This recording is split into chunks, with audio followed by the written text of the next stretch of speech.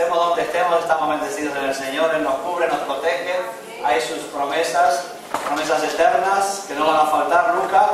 Y por lo tanto, nos afirmamos de ellas. Y aunque pasamos por valle de sombra de muerte, como dice el salmista, no temeremos mal, porque ahí está el Señor.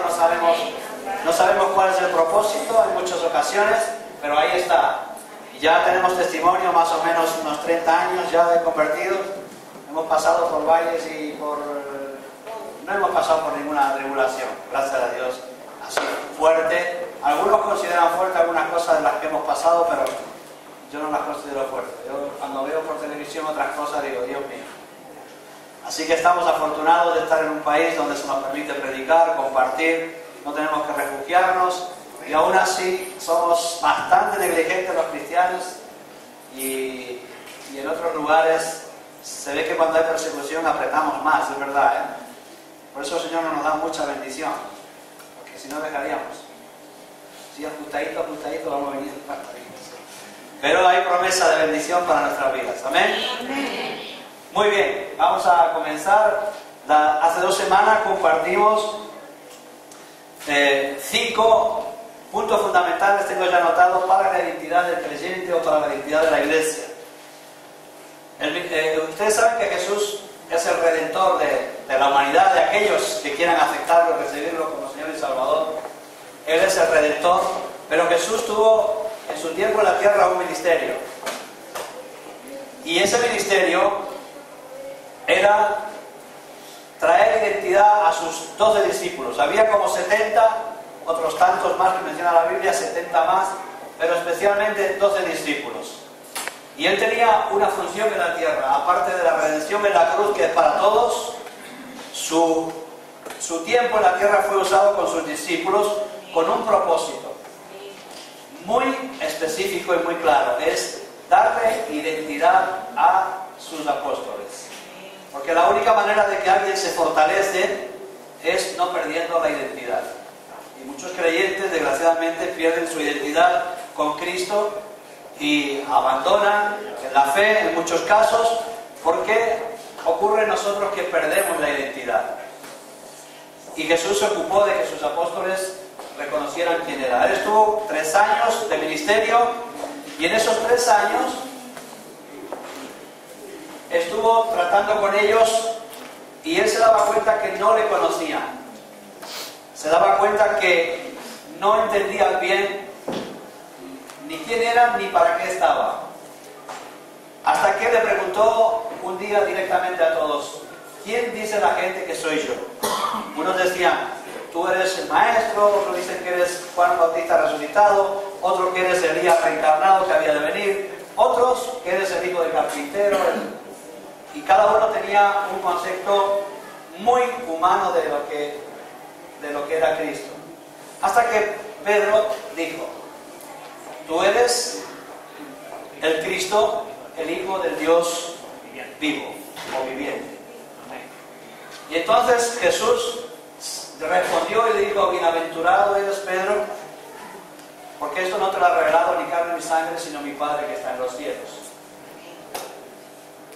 Y dice: y tú eres Pedro, sobre esta piedra edificaré mi iglesia.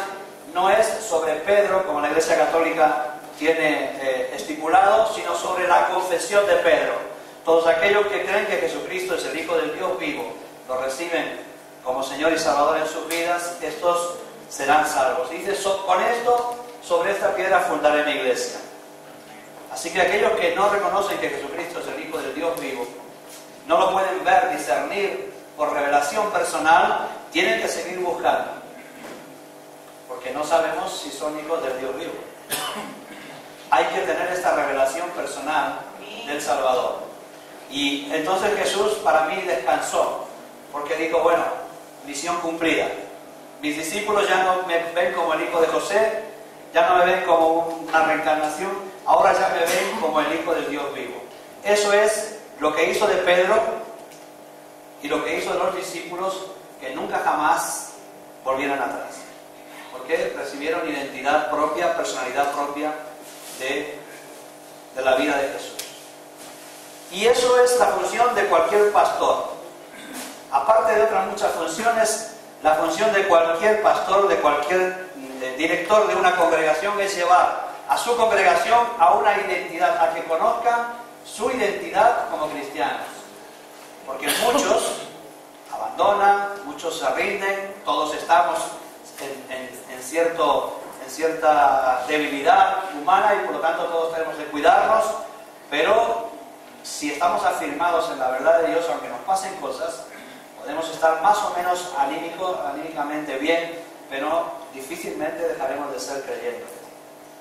Por lo tanto, lo que pretendemos en la iglesia es que los cristianos adquieran identidad. Y Dios nos ha dejado en las Escrituras, los Evangelios y en la palabra de Dios nos ha dejado unas buenas pautas, a lo menos estas 5 que vamos a mencionar, con sus cosas interiores, con sus argumentos interiores, para que nosotros tengamos identidad. Y la primera que habíamos hablado la semana anterior es que el pueblo de Dios ha sido creado para gloria de Dios. No ha sido creado ni para trabajar, ni para evangelizar, ni para hacer ningún tipo de función que no sea para darle la gloria a Dios. Amén. Dios quería recibir gloria de una raza especial en su creación y lo hace de todas las plantas. Reciben gloria. Ustedes ven que las plantas siempre van para el cielo, crecen para arriba, están glorificando a Dios. Y nosotros hemos sido creados especialmente para la gloria y honra de Dios. Lo habíamos leído en Isaías la semana pasada, la anterior.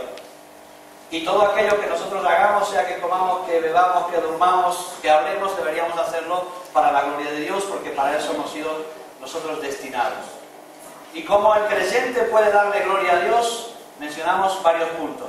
Uno es, Dios nos ha dado estas características, la alabanza. Es exclusiva para la gloria de Dios la alabanza. No alabamos a nadie más, solamente a Dios.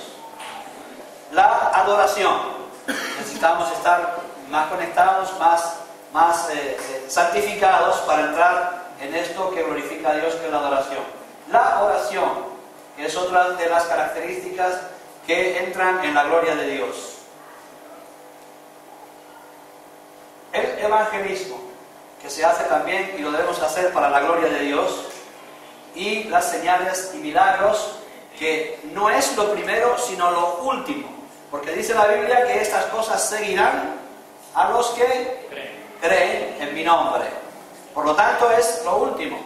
Lo primero es gloria a Dios, alabanza, adoración, oración, evangelismo, y ahí en medio de todo eso seguro que Dios va a derramar y va a concedernos hacer señales y milagros. Pero en ningún caso es lo primero de una iglesia. En ningún caso es lo primero que debemos de buscar, porque hemos sido llamados para la gloria de Dios y eso es lo primero que debemos de nosotros hacer. Así que, teniendo esto claro, era el punto número 1, la gloria de Dios. Y pasábamos al punto número 2, que yo quiero volver a recalcar porque hablamos algo, que es el conocimiento de Dios. Jesús dijo en Juan 6:47, dejamos los versículos anotados: de cierto os digo, el que cree en mí tiene vida eterna. Es decir, el ofrecimiento de Jesús en el sacrificio de la cruz es dar vida eterna. Y eso muchos lo reciben, pero se quedan ahí. Y luego la pregunta es, ¿en qué consiste la vida eterna? Porque hemos recibido vida eterna cuando entramos en Cristo. Pero ¿en qué consiste la vida eterna? En estar aquí haciendo lo que queramos y luego allá en el reino de los cielos, que en realidad el reino de los cielos no es donde vamos a ir, sino que va a venir. Entonces, ¿qué más hay? Jesús le dijo a sus discípulos en una ocasión, en Juan 17:3, queda anotado el capítulo y el versículo. Dice, esta es la vida eterna, dice Jesús a sus discípulos, que te conozcan a ti, al único Dios verdadero, y a Jesucristo a quien has enviado. Es decir, la vida eterna consiste en conocer a Jesús. No nos alcanzará la vida eterna para conocer al único Dios verdadero y a Jesucristo a quien ha enviado. Es decir, aquel que cree que sabe algo es que no sabe nada, porque ni la vida eterna alcanza para conocer a Dios y a Jesús. Todas sus atributos y todas sus condiciones. Por lo tanto, el conocimiento de Dios es el punto 2. que nosotros debemos de entender como cristianos. Es necesario absolutamente que todo cristiano, después de recibir la gloria, después de recibir la salvación y empezar a darle la gloria a Dios, comience a adquirir conocimiento de Dios. Es punto obligado, porque en eso consiste toda tu vida eterna. El tiempo que estemos en la tierra, el tiempo que estemos fuera de la tierra, siempre estaremos conociendo a Dios. Y por eso debemos de aprender a buscar el conocimiento de Dios. Y dentro de este punto del conocimiento de Dios tenemos tres, digámosle, categorías sobre el conocimiento de Dios. Una es el conocimiento espiritual e íntimo. Es decir, nadie puede convertirse si primero, porque nadie se convierte por el conocimiento, todo el mundo se convierte y recibe a Cristo por la experiencia personal e íntima.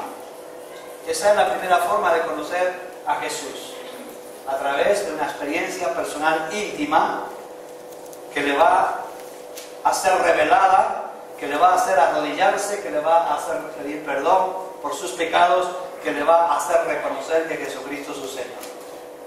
Y esa misma experiencia sigue funcionando en el creyente por toda su vida. Pero ahora tenemos más cosas. Esa experiencia, ese conocimiento personal e íntimo, espiritual e íntimo, fue la forma de conocimiento por el cual funcionó la Iglesia durante muchísimos años. A lo menos 300 años no había nada escrito sobre la vida de Cristo, sobre la vida eterna, sobre el Evangelio. Todo estaba de momento en el corazón de los apóstoles, de momento en el corazón de los apóstoles, y era transmitido así en vivo y en directo y nunca escrito.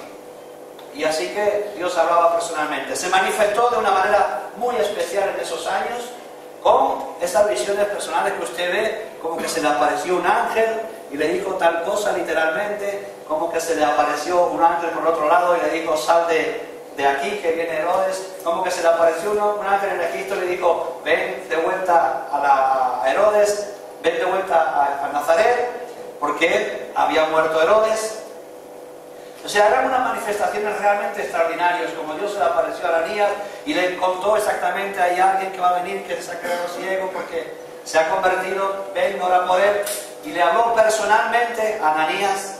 Esta es la forma de conocimiento que en aquel tiempo funcionaba y que hoy puede seguir funcionando, pero que en aquel tiempo lo hizo Dios especialmente. Esto tuvo su parte positiva, como todo en la vida cristiana, y en los movimientos de Dios, en los moveres de Dios, todo tiene su parte positiva y su parte negativa. La parte positiva es que qué grande es que Dios te hable directamente.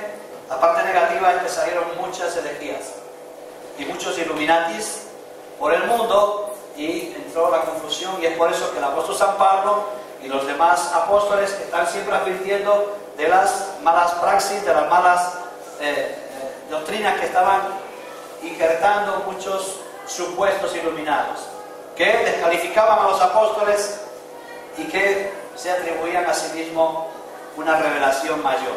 Hoy hay también Illuminatis, no aceptan los Illuminatis, pero también hay iluminados que pretenden traer nuevas revelaciones, que pretenden descalificar en muchos casos la enseñanza de los apóstoles que está en la Escritura y pretenden confundir.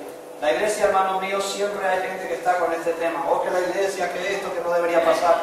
En la iglesia es el lugar donde Dios quiere bendecir y Satanás quiere destruir. Así que no va a faltar nunca que nuestro enemigo y el enemigo de Dios, que no es nuestro, es de Dios, el enemigo de Dios aparezca con iluminantes en la iglesia. Y con hombres, mujeres, e incluso, sin que sean hombres ni mujeres, en nuestra propia mente, en nuestro propio interior aparecen espíritus engañadores. No hace falta que vengan personificados. En nuestro interior también aparecen espíritus engañadores.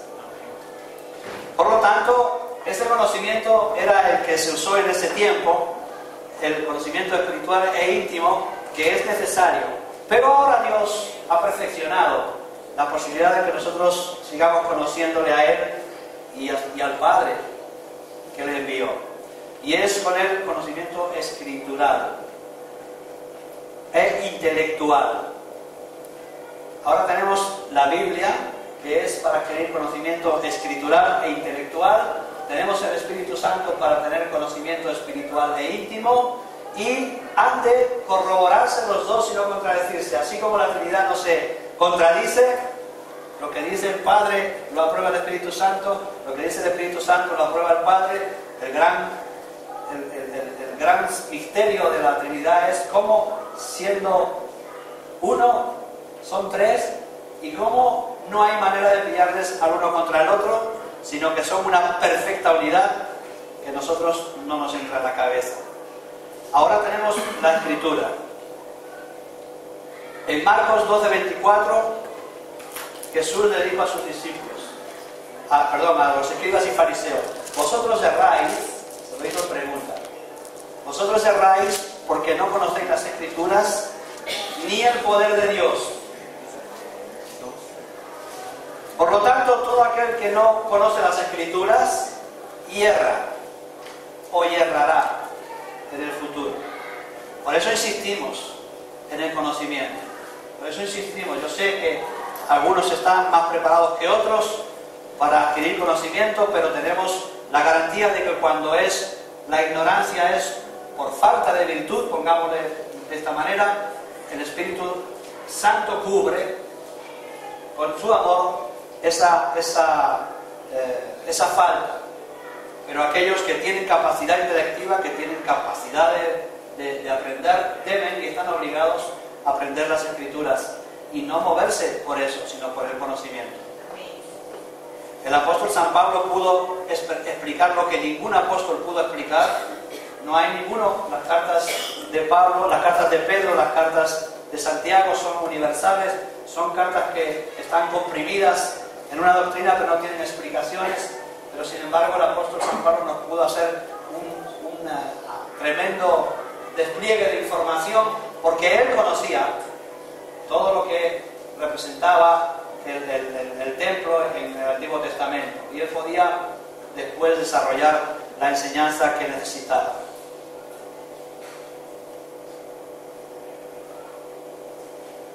No debería de haber ninguna herejía si el pueblo de Dios conociera la Escritura. No debería de haber ninguna de las muchas cosas que están pasando hoy en día si el pueblo conociera las Escrituras. Si el pueblo conociera que lo que Dios ha hecho es que nos ha redimido, nos ha dado un tiempo en la vida para darle gloria y honra, para conocerle, para prepararnos para el tiempo final, para el día en que nos llame, y que debemos de caminar por fe. Por fe significa que mucho tiempo no habrá emociones en nuestra vida, no habrá sentimientos agradables en nuestros corazones, parecerá que Dios ni existe, porque está explicado en parábolas. Dice que un hombre tenía una hacienda y se largó lejos y tardó en volver, y parecía que ya ni se preocupaba de la hacienda. Dejó a los encargados, y los encargados terminaron por azotar a sus consiervos, porque perdieron la confianza de que este dueño volvería algún día. Lo cual Jesús nos está hablando de que en ocasiones en nuestro corazón, en nuestra alma, va a haber tiempos de sequedad tan absoluta que va a parecer que ni existe. Como decía Michael, ¿por qué me pasa? ¿Por qué? Preguntaremos muchas veces. Pero no solamente muchas veces preguntaremos, muchas veces pensaremos que ni está con nosotros, no sentimos nada. Nada. Ahora, ¿qué importancia tiene si nosotros tenemos conocimiento escritural e intelectual? Cuando no teníamos conocimiento escritural e intelectual, era la emoción. Si Dios estaba y nos hablaba, bien; si no, ¿qué hacemos? Estamos perdidos. Pero ahora tenemos toda una serie de instrucciones que nos enseñan cómo caminar hasta el día en que Él venga. Y nos enseñan que vendrá como ladrón en la noche, es decir, no saben ni la hora, ni el día, ni el momento. Y también que debemos estar vigilantes, expectantes, porque nos pone parábolas como las 10 vírgenes y demás. Pero cuando nosotros conocemos el plan de Dios y el proyecto de Dios, Nosotros tenemos identidad. A mí nadie me puede decir que yo no soy hijo de mi mamá, porque yo tengo la identidad de mi mamá. Emotivamente a veces estamos más cerca o más lejos, aunque ahora no la tengo, desafortunadamente, o de mi papá. Pero nadie podía decirme, aunque es verdad que pueden venir a dudarte, si un día te dicen, tú no, tu padre no es este, uy, a lo mejor te quedan ahí. Por eso uno busca ahí documentación, a ver, fecha de nacimiento y conoce todo. En Jesús nadie te puede decir, si tú tienes el conocimiento escritural, que no estás en Dios. Y tú puedes decir con emociones o sin emociones, con bendiciones o sin bendiciones, como quiera que sea, yo sigo al Señor. Eso fue lo que hicieron los grandes. Fue lo que hizo Abraham, fue lo que hizo Daniel, cuando le dijeron que iba a caer ahí al foso, lo iban a devorar ahí, y dice, Dios me puede librar, pero aún si no me librara, yo le voy a servir. Hay que servir con emociones, sin emociones, con ganas y sin ganas, porque nosotros hemos sido llamados para la gloria de Dios, somos parte de la naturaleza de Dios y somos criados y preparados para eso.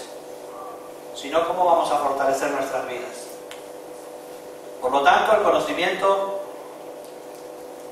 espiritual e íntimo tiene que ser corroborado con el escritural intelectual, y el escritural intelectual debe ser corroborado con el espiritual e íntimo, porque es una interacción entre las dos cosas. El que tiene mucho bocho, que decimos ahí, dicen en Argentina, ¿no? Mucho bocho. El que tiene mucha cabeza, mucho conocimiento, puede errar. ¿Por qué? El conocimiento puede convertirse en locura. Necesita que el Espíritu Santo le corrobore, le afirme, le confirme y le convenza de que eso es una realidad. Y cuando tenemos revelación espiritual e íntima, debemos ir a la Escritura si eso es así. ¿Por qué? Si no, podemos acabar también en un programa sobre el nocturno de la noche, haciendo adivinación, por ejemplo. Porque nos vamos a creer que somos alguien especial. ¿Saben? Los creyentes, todos los creyentes tienen dones especiales, revelaciones, sueños, visiones, palabra profética. Todos tenemos de todos, aunque luego hay ministerios que ejercitan ciertos dones. Pero todos tenemos de todos. Todos tenemos intuición, todos tenemos palabra profética. Yo le puedo profetizar a ustedes. Yo les puedo profetizar. Yo me pongo a orar por alguien y puedo profetizar, seguro. Pero a lo mejor no tengo el ministerio profético. Pero nadie es especial por más revelación que tenga de Dios. Ni un ángel que se le aparezca. Que algunos se confundieron y por eso se crean las sectas. Porque los ángeles y los espíritus engañadores se aparecen y nos dicen, tú eres especial de la tierra. Como tú no hay nadie. Yo te he escogido y te he elegido para que siembres en las naciones. ¿Sabes que esa palabra no está en el Nuevo Testamento? ¿Sabes que le dice, mira, Ananías, ora por Pablo que viene ciego para que recobre la vista y predique el Evangelio? Y lo va haciendo personal con los que tienes al lado.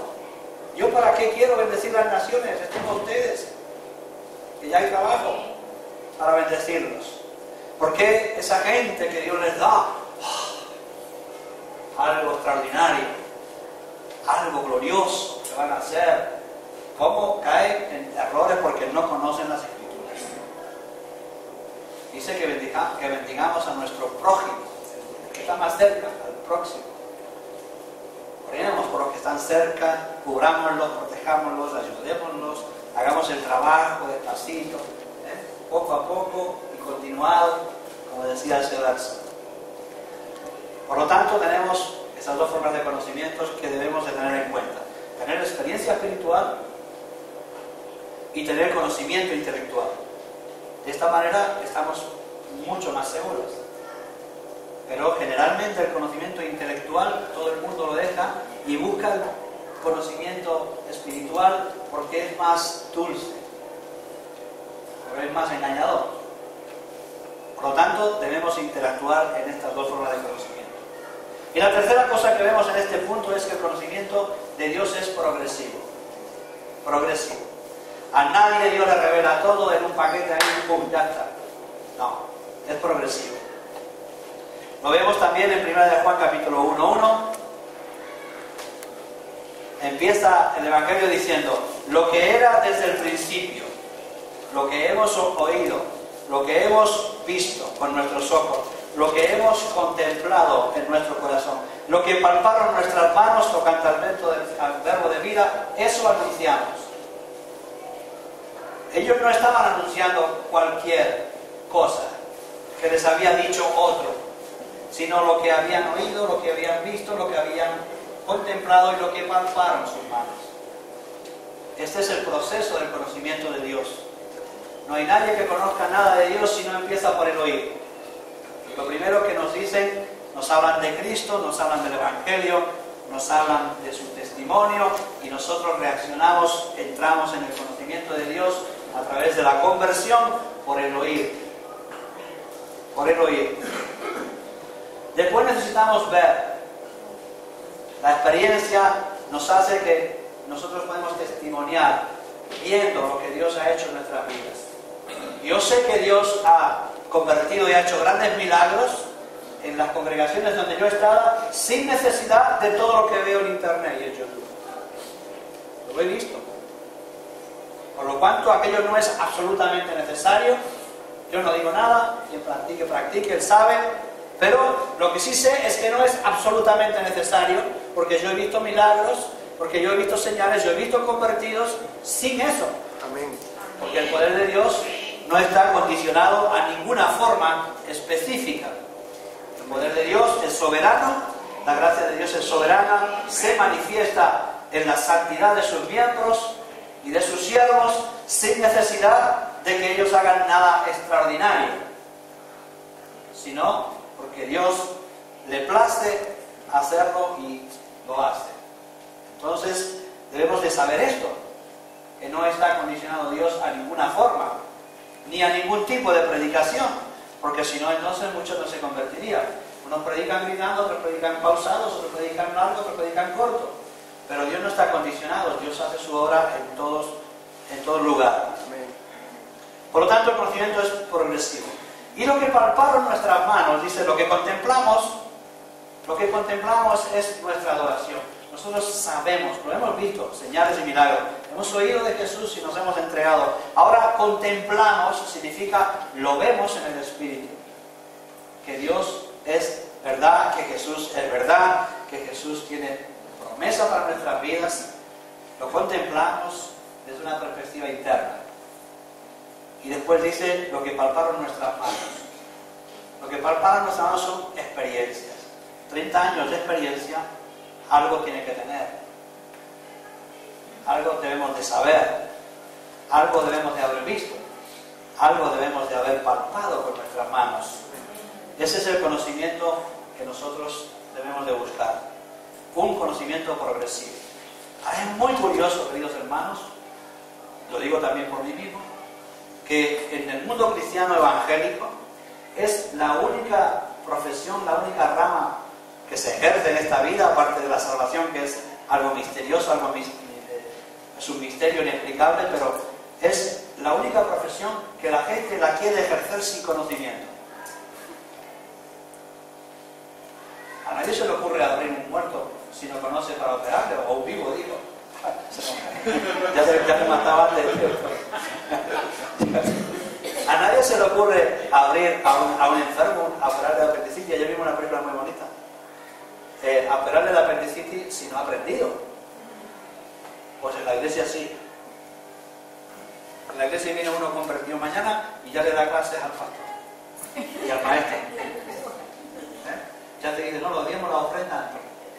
¿Sí o no? No sé. Bueno, ¿cuántos estudios has hecho tú sobre eso? Hace poco se me enfadó aquí alguien por eso.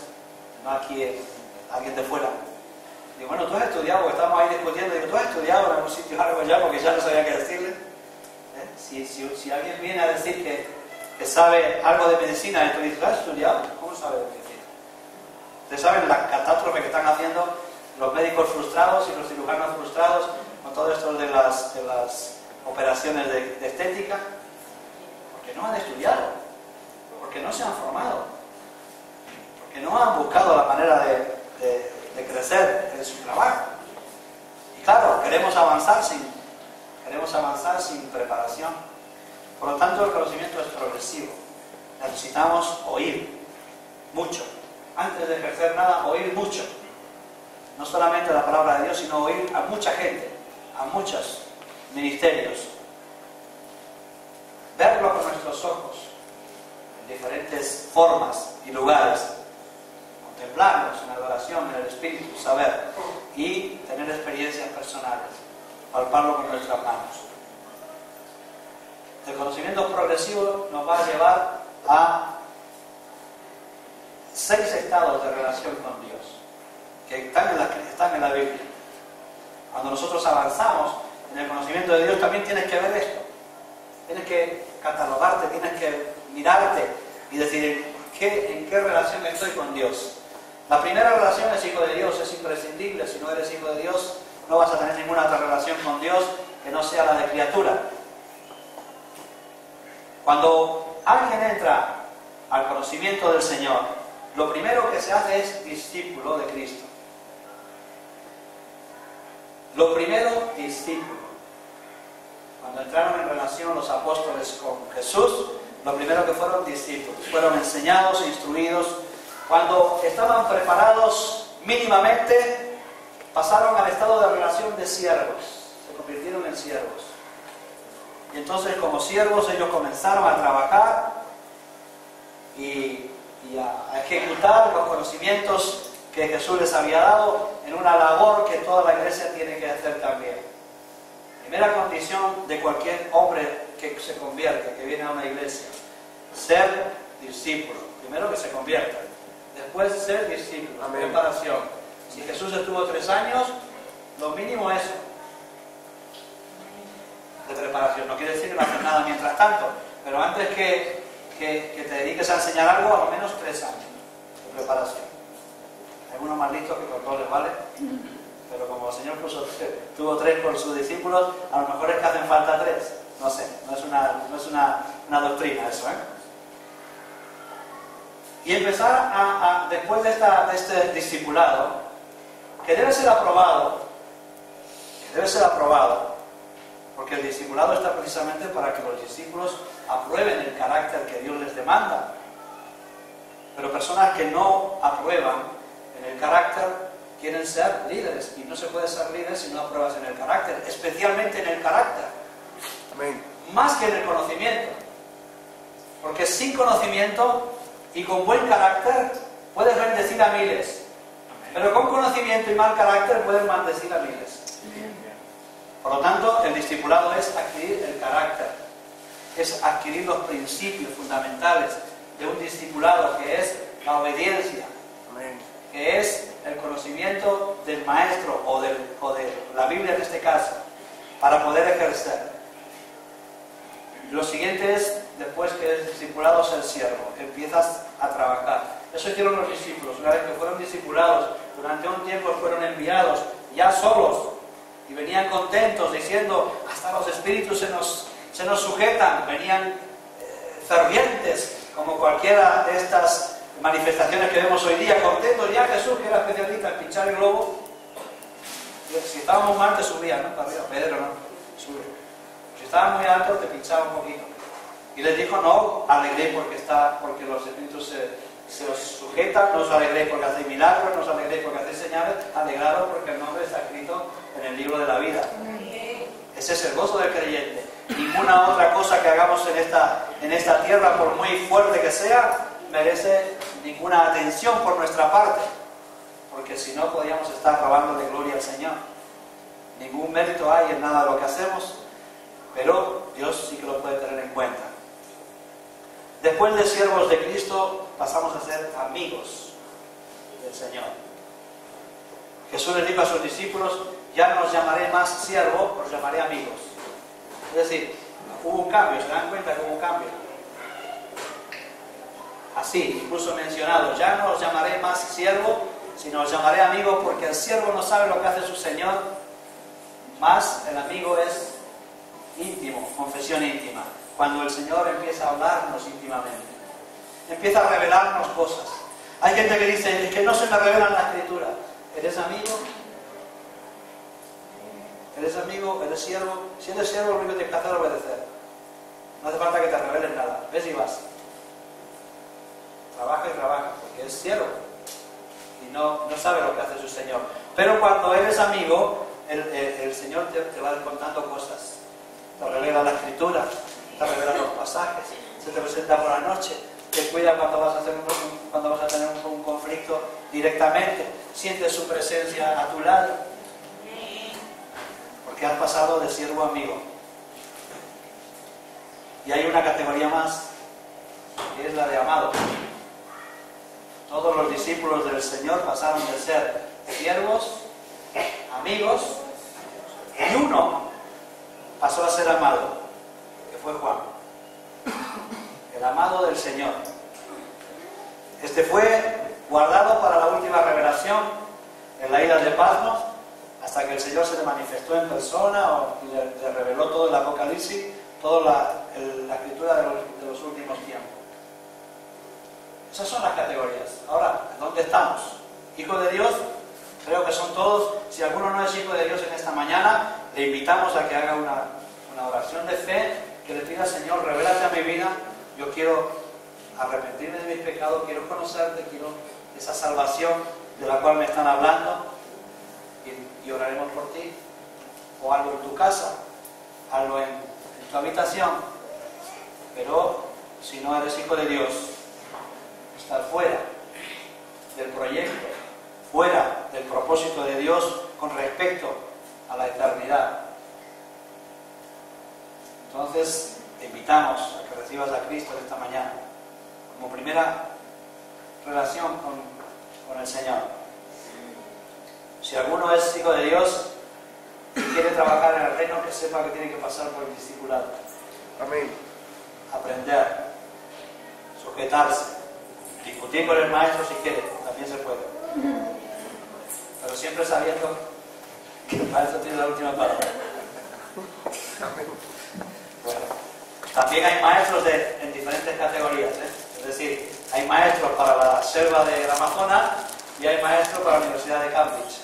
Es decir, hay diferentes niveles, pero al fin y al cabo maestros todos, en el momento en que alguien se sujeta a ellos. Así que, después quieres trabajar, tienes ser siervo del Señor, obedece su palabra. No conoces, no importa. No sabes muchas cosas, no importa. No te revela intimidades, no importa. Conviértete en un siervo, que es una gran bendición. Ser siervo de Dios es lo más grande que le puede pasar a cualquiera. Si al fin y al cabo somos siervos de nuestros encargados, de nuestros jefes, de los gobiernos, que nos dicen para todo lo que tenemos que hacer, pues no es ninguna deshonra ser un siervo de Dios, al contrario, es una bendición gloriosa. Y luego miremos, ¿no?, si somos amigos y si podemos alcanzar la categoría de amados de Cristo, donde ya no solamente nos revelan las cosas, sino ni siquiera ni hablamos. Los amados ya no hablan, ya se recuestan el uno en el otro, se apoyan el uno en el otro, se miran y se comprenden, se miran y se transmiten su amor. Y esa es la condición que tenía Juan con Jesús, lo ven recostado en el pecho de Jesús. No sabemos para qué hicieron ese cuadro, porque ahora resulta que estaban en la iglesia gay, con esas historias. Así que estamos seguros que podemos llegar mucho más lejos de donde estamos ahora, en nuestra relación con el Señor.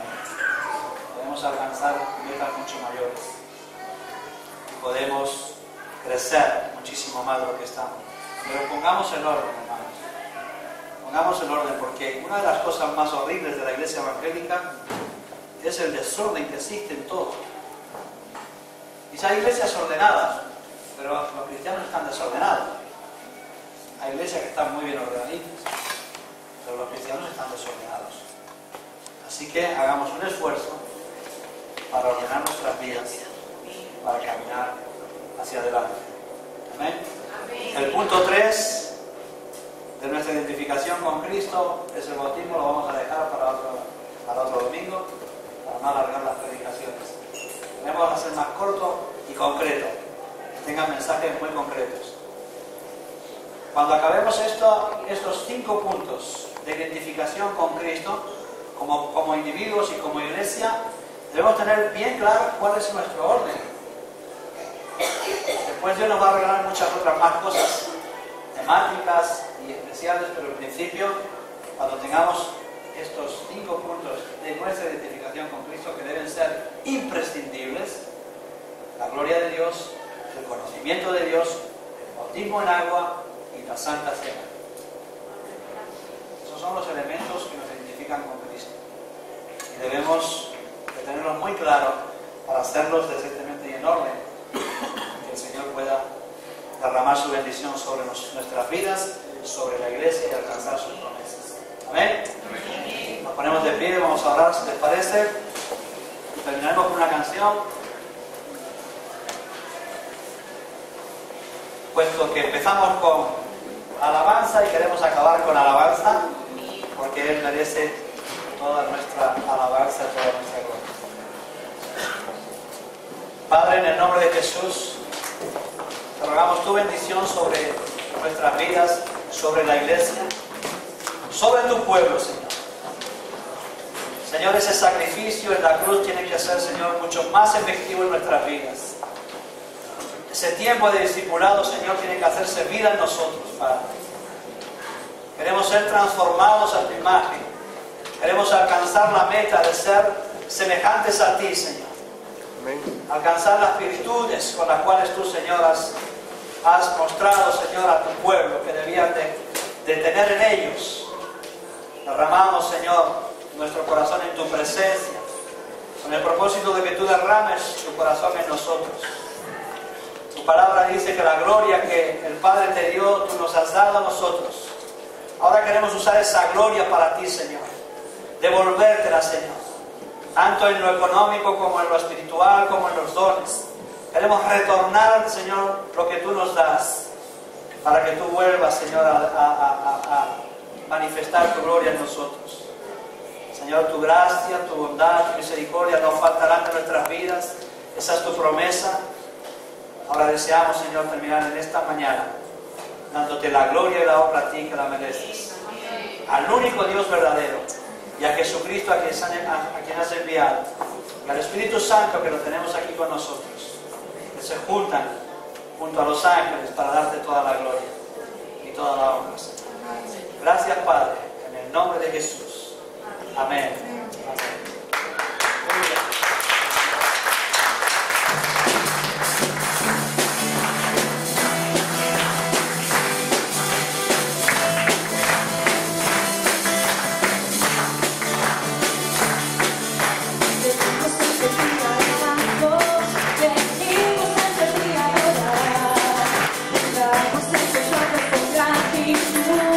Hoy venimos a celebrar,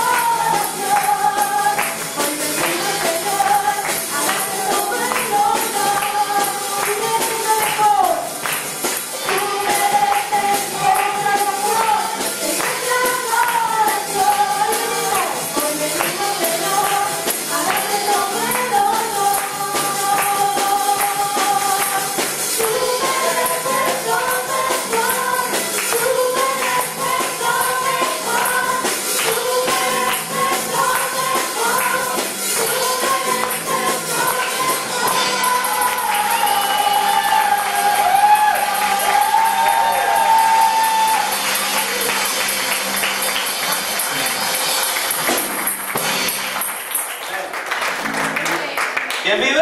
¡Cristo! ¿Quién vive? ¡Cristo! ¿Quién vive? ¡Cristo vive! Amén. Gloria a Dios. ¡Y a su nombre! ¡Gloria! Muy bien. Ahí. ¡Gloria! El fuego de Dios tiene que entrar. Amén. ¿Hay alguna multiplicación? Aparte de la comida, ya lo sabes, hay comida, son 3 euros, pero que no es de